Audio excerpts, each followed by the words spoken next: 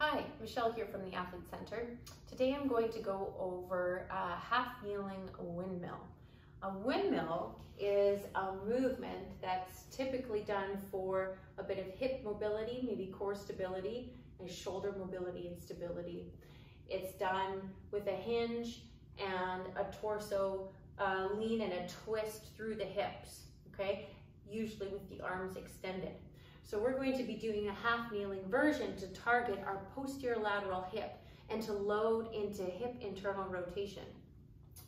So first thing is we'll think about being stacked. So we'll think about our hard palate, our ribs, and our pelvis being stacked one over top of the other.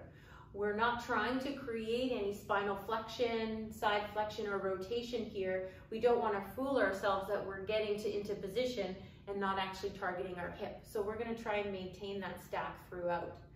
The target hip is going to be the same side as the leg that is up. And then our goal is to try and get our hand down to create a triangle with our knee, our foot, and our hand, okay? So first what we'll do though is we'll work into that posterior lateral movement. So I want you to think about your hip coming out diagonally, maybe almost diagonally with your shoulder in line. So I want you to stick your hip out and then come back in. Hopefully you feel a little bit of almost a stretch and then come back in. Now focus doing the same thing, but I want you to have nice grounding contact with that front foot. That whole foot you feel with feeling contact into the floor. So you're not rolling over top of your ankle to the outside, to the inside, or into your heel. So try that again. Again, remaining stacked, stick that hip out at 45 degrees and come back again. Okay, let's add in the arms. So now my left leg is up in front, so my left arm is gonna come up. So it's the same arm of the leg that's forward.